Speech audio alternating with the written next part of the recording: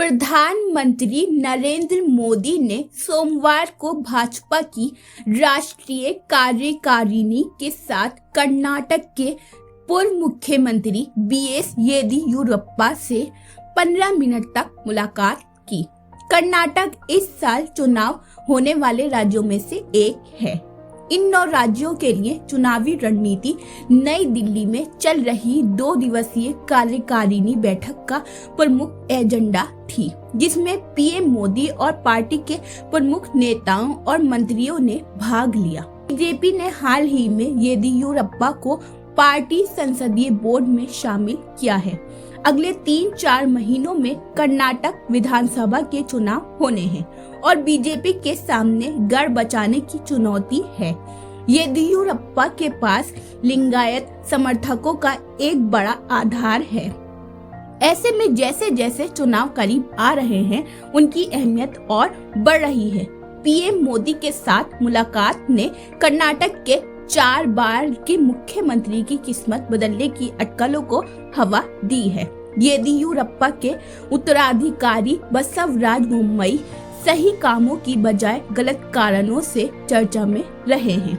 शीर्ष पद पर बोम्मई का कार्यकाल पिछले साल कमजोर दिख रहा था, क्योंकि विपक्ष ने उन पर भ्रष्टाचार के आरोप लगाए और पे सीएम अभियान शुरू किया। लेकिन पार्टी ने कहा था कि कोई बदलाव नहीं होगा और राज्य में उनके नेतृत्व में चुनाव होंगे। भाजपा के मुख्य रणनीतिकार अमित शाह ने कर्नाटक इकाई को मिशन 136 सौंपा है, जिसका मकसद है राज्य की 224 सीटों में से 136 सीटें जीतना। लेकिन कर्नाटक में कांग्रेस की चुनौती की पृष्ठभूमि में यह एक कठिन कार्य हो सकता है। कर्नाटक उन कुछ राज्यों में से एक है जहां पार्टी को जमीनी स्तर पर समर्थन प्राप्त है।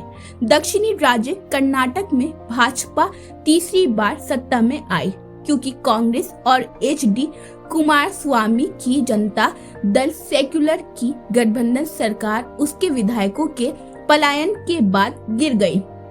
सत्तारूढ़ गठबंधन ने भाजपा पर ऑपरेशन लोटस चलाने का आरोप लगाया था। बोम्मई और पार्टी की राज्य इकाई के अध्यक्ष नलिन कुमार कतील ने भी राज्य के प्रभारी महासचिव अरुण सिंह से मुलाकात की। बीजेपी की राष्ट्रीय कार्यकारिणी की बैठक का आज दूसरा दिन और अंतिम दिन है।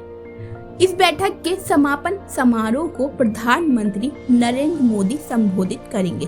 साथ ही पीएम आने वाले चुनावों में सफलता को लेकर मंत्र देंगे। इससे पहले कल पहले दिन बैठक में बीजेपी अध्यक्ष जेपी नड्डा ने सभी पदाधिकारियों से चुनावों को लेकर कमर कसने का आह्वान किया। बैठक में एक राजनीतिक प्रस्ताव भी पारित हुआ। कार्यकारिणी के पहले प्रधानमंत्री नरेंद्र मोदी का एक रोड शो भी हुआ। तो ये थी नाजरीन बीजेपी के ताल्लुक से अहम खबर। अब देखना ये होगा कि अब आने वाले दिनों में जो चुनाव होने वाले हैं, बीजेपी उसमें कितना कामयाब होती है। हालांकि बीजेपी पूरी तैयारियां कर रही है और पूरी उसने कमर कस ली है कि किस तरीके से चुनाव की रणनीति बनानी है। अब आने वाले दिनों में ये तो वक्त ही बताएगा कि बीजेपी इसमें कितना कामयाब होती है। न्यूज़ अंसारी की रिपोर्ट, न्यू दिल्ली। अगर आपने अभी तक हमारे चैनल को सब्सक्राइब नहीं किया तो आज ही हमारे चैनल को सब्सक्राइब कीजिए, ताकि आप देश और दुनिया से जुड़ी सभी खबरें देखते रहें। शुक्रिया।